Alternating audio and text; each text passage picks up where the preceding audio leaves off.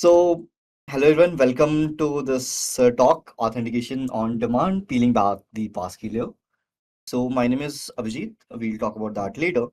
But one of the important thing is whatever we will be discussing in this talk, these techniques and these TTPs that we'll discuss, these are strictly offensive in nature.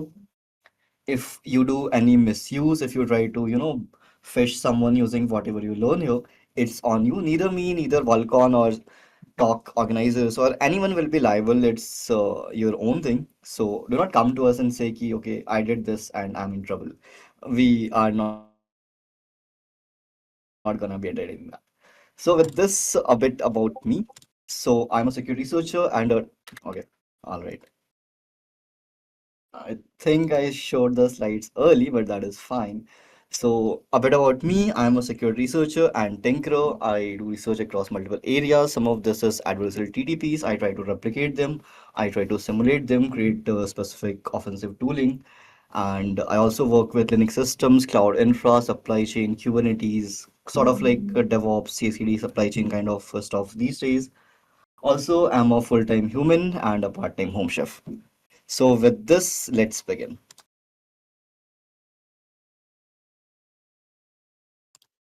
All right. So anyone knows what Passkeys is, and I want to like to keep this more on the interactive session. So I'll also be trying to go through the chats as we go through the slides. So anyone has any idea what Passkeys are? You can write in the chat like we'll take it slow. We'll have a discussion kind of scenario with this. So just trying to understand like how you guys perceive Passkey or what do you think this actually is?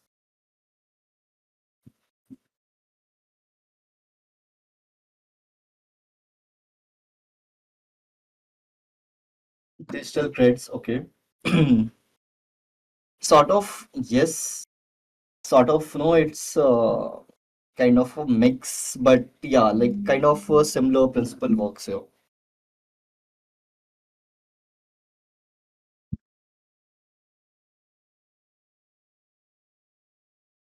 Alright, so just a second. Let me put the phone on silent. Otherwise, you might hear some ringtones. All right. So passkeys are sort of digital credentials, and not digital, but kind of this public key authentication (PKI) infra, which operates on two principles. First of them is WebAuthn, and second of them is the FIDO2. And on top of these two combination, that is WebAuthn plus this FIDO2, they use a challenge response model, and they use asymmetric cryptography so that they have a public key, they have a private key. This private key is stored on the device or whatever other system you're using. If you're using Authenticator, we'll come back to that later. So this private key will be stored in your device, public key will be stored with the provider, and whenever you're trying to authenticate, it will sort of check the private key. So here is the flow for this passkey. First, we have authenticator. This could be any device. It could be your laptop as well, or YubiKey or whatever you're using. And then there is one client authentication that you are trying to authenticate with. So whenever you're authenticating, this client application will have a backend. Here they will have a credential repository, and they have one identity provider, whatever they are using for this. And it will have some repository that is linked to it for the metadata information. Now, when you authenticate for the very first time and you create a passkey, so in this process, a PKI signature, PKI certificate will be generated. The private key will be stored on this specific device, whichever you are using, and the public key will be sent to this client application, which will again store it into the credential repository. From next onwards, whenever you are trying to authenticate, this will check with the application. Application will say, okay, so you are this, here is this challenge, and this client authentication, this device, it will send the response. If it matches, only then the access will be granted.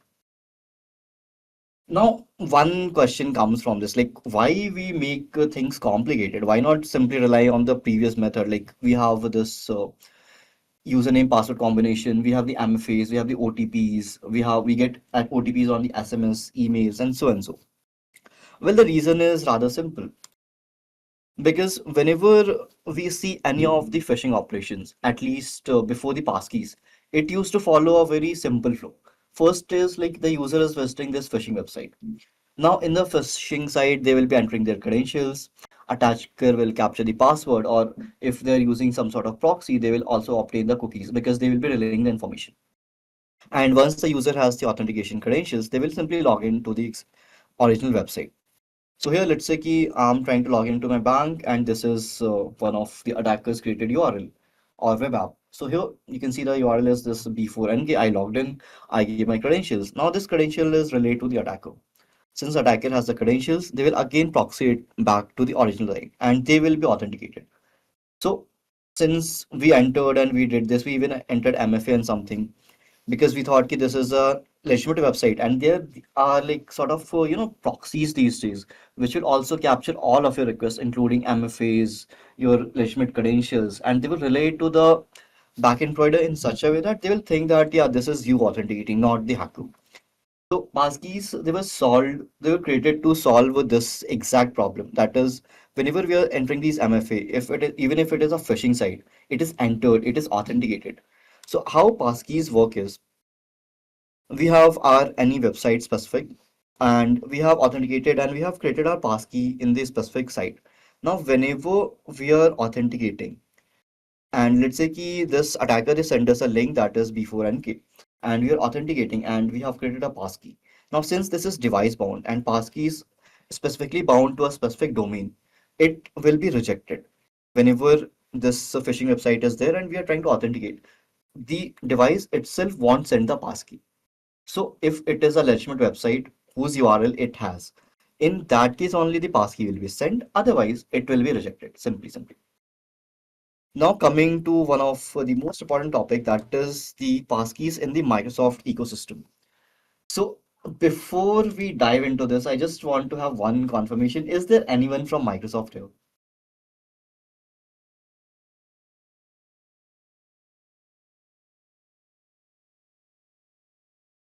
I hope if your guys from Microsoft are here, you will not hate me for this.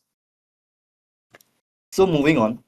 Microsoft has different methods for its passkey implementation. The very first is the device-bound passkeys via Authenticator. So Microsoft has its own Authenticator application. And this Authenticator, if we install it on any of the mobile devices, let's say our Android or iOS, it uses one of these three things. It either uses the secure enclave, it uses either the secure element, or if none of these are present, it falls back to the TE, that is trusted execution environment. Apart from this, if we want to use this passkey on any of the other devices, such as the Windows systems, like Windows 11, we have the option for the Windows Hello. And if none of these are available, we can also fall back on something like the UV key. But these two are the options which Microsoft has provided natively. And these are kind of implemented very deeply into its architecture, whatever they have. So Windows Hello has been around for as long as I can remember. I think it started from Windows 8 or Windows 10. I think 8.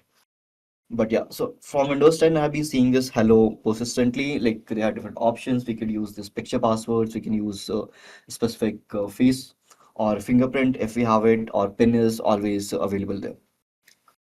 Now, apart from this, how it looks like on the Microsoft side is this first one is the example of a passkey that is device bound using Windows Hello in my own Windows system.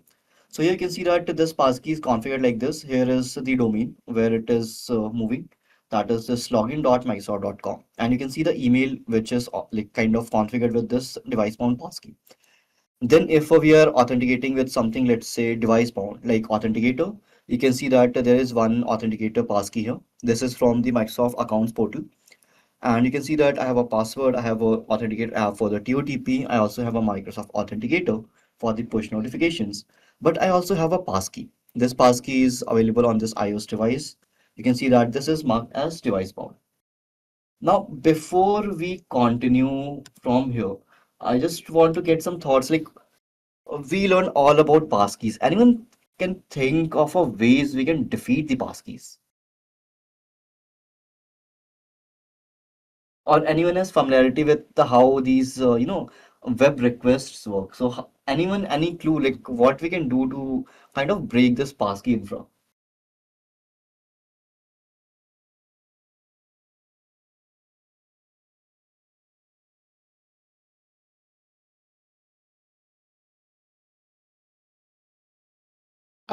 Guys, you can actually write your answers in the chat box.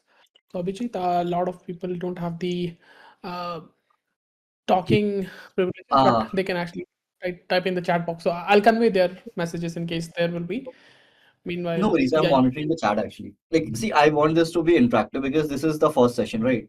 So if we make it interactive, it would be better because I better to have a two-way than one-way. Like, otherwise it would be a lecture, right?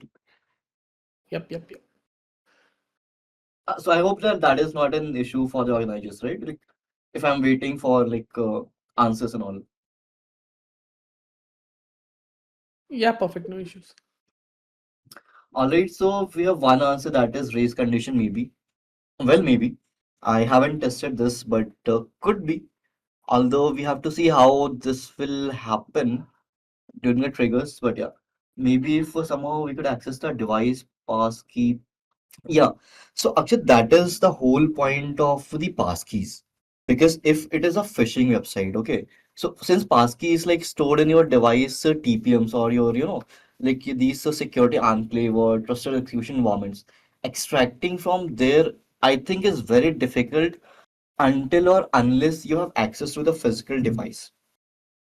And then you can, sort of extract it from the firmware chips of these TPMs. Apart from this, phishing is technically phishing or the pure phishing that we see, like we create a phishing domain, we send the link, and we ask them to, kind of input their credentials. So passkey was created to defeat this mechanism. So if it is a phishing URL, the passkey won't be sent to this domain because they are kind of key to the specific domain and the specific accounts. So even if let's say ki I have a I create let's say ki five passkeys for five different accounts for let's say Azure portal. Now if I'm authenticating with a different account, let's say ki, I have one ABC at example.com, I have a DEF at example.com, both on the Azure portal. So if both passkeys are on the device, I'm authenticating with let's say ABC. So only the passkey for ABC will be sent, not for the DEF. So it is like a very well thought out, well implemented plan. And what we are gonna look into is actually a bit more a very interesting thing because I personally didn't thought that it should work, and it works. Whatever we'll be discussing in the later on. So yeah.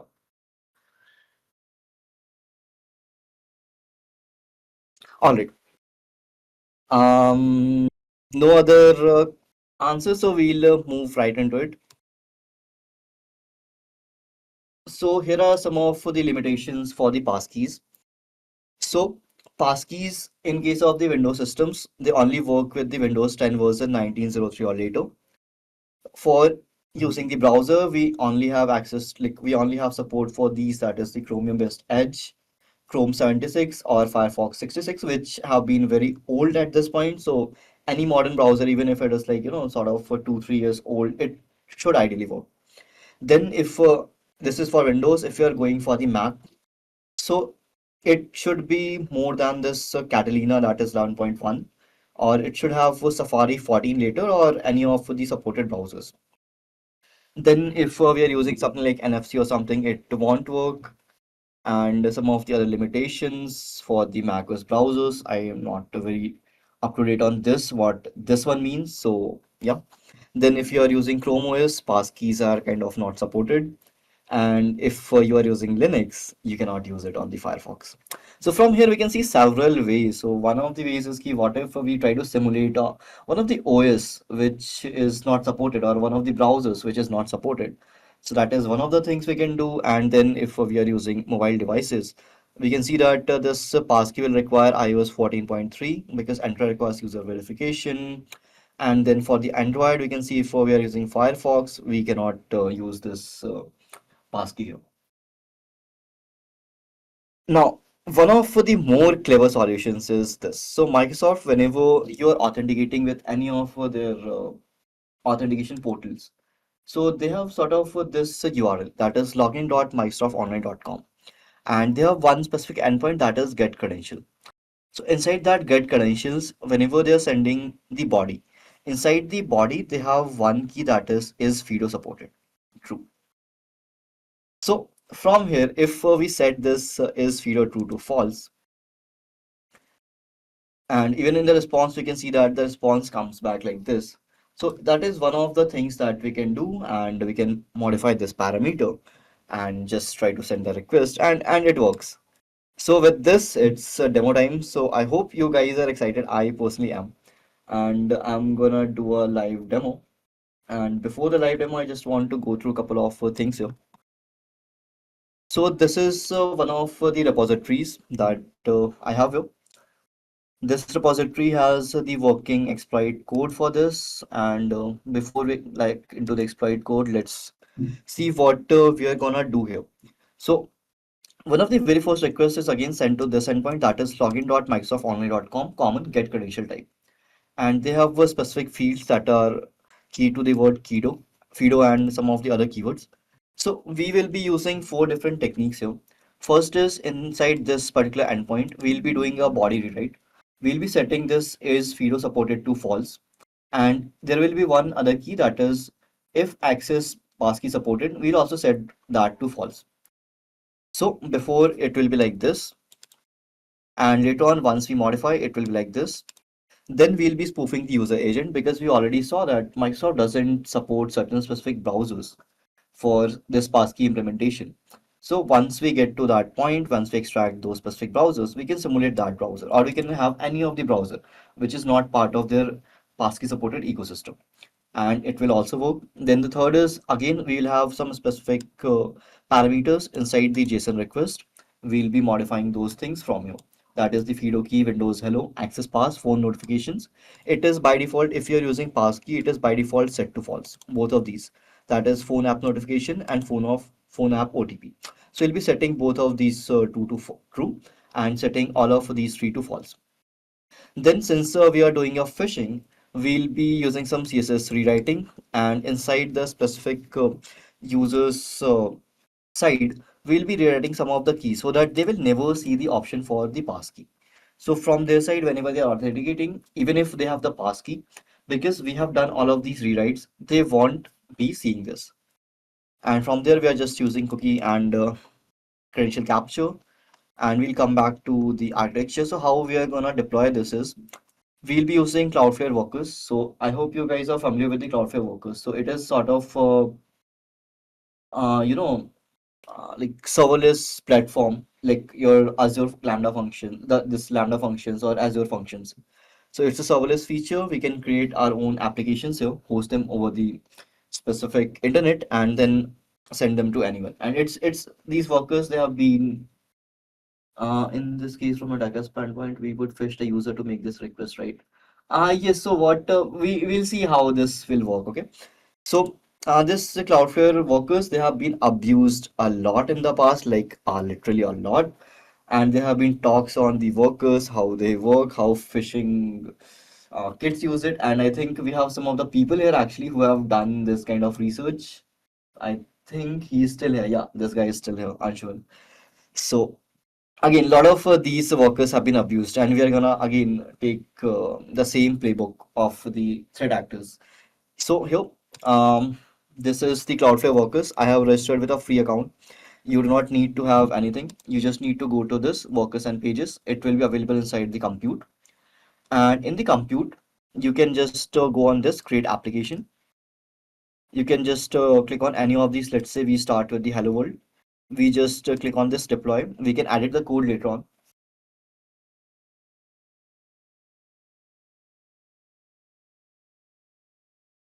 And just a second, I need to turn off one of the VMs. It's making the laptop hang. Just a second.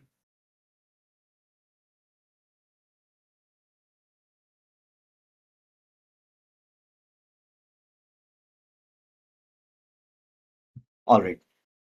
Yeah. So now this particular application has been deployed. We can visit this. We can verify that this worker is working. Yes, we can see that hello world is there. Now we can edit the code. For this, we can simply go to this repository. We can simply copy this code from here. And we just need to make one small change here.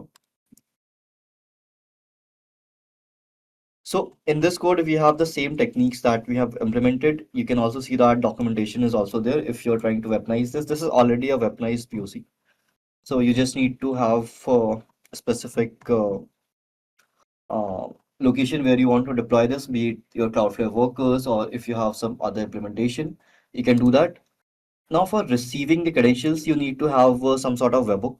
I'm using a publicly available one. If you have some private webhook, if you're doing, let's say, red team engagement or something, you will obviously have your own private webhook, so you can use those for this particular purpose.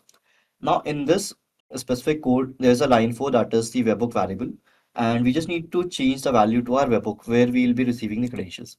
I'll just click on this deploy button,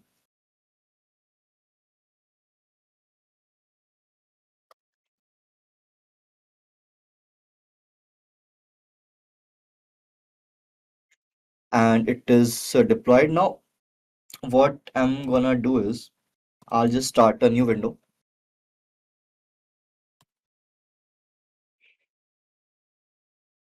Let's say I'll try to log into this portal.azure.com. So this is the Microsoft original Azure portal. And once I try to log in here, I'll be prompted with a specific this that is the specific credentials. So let me find the credential.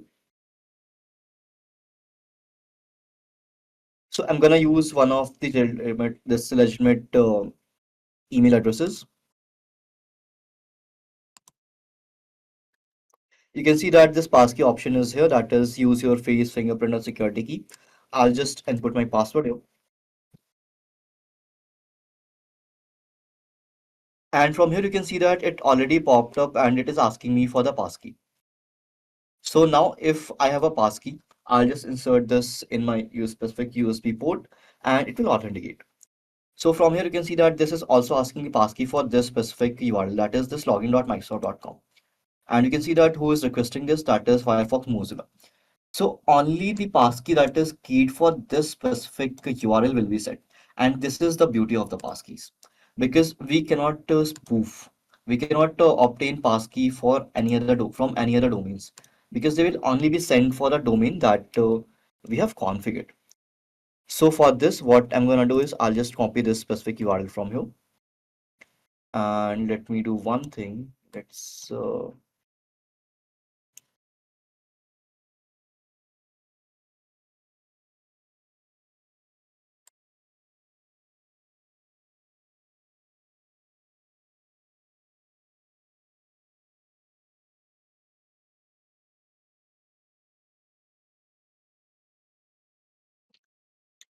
okay, all right. So here I'm gonna start the flow here.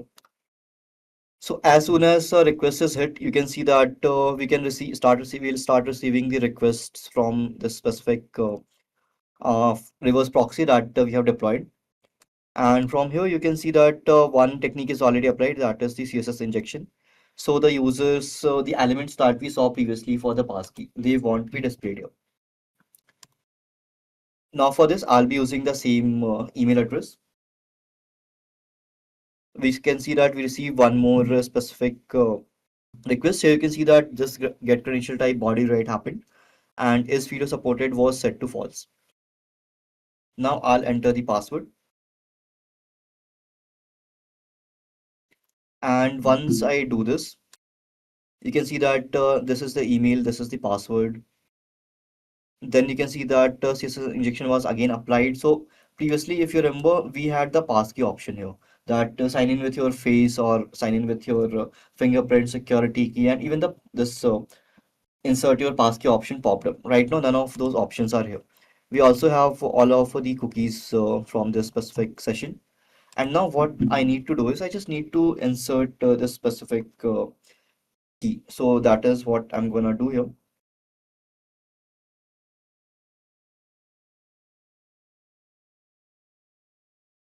So I inserted this. You can see again some of the specific objects were stripped here. And we have the full credentials. And if I click on this, we can see that I was directed to this one. And from here, we again have some of these requests, some of the cookies, which I'm not gonna show. But that was the sort of the gist of this. So with this, let's delete all of this and let's get back to the slides.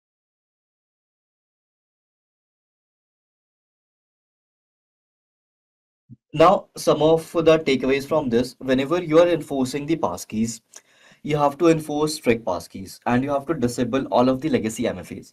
So if in this case legacy MFA were enabled, I wouldn't have gotten the option to get OTP on the authenticator or wherever I have configured.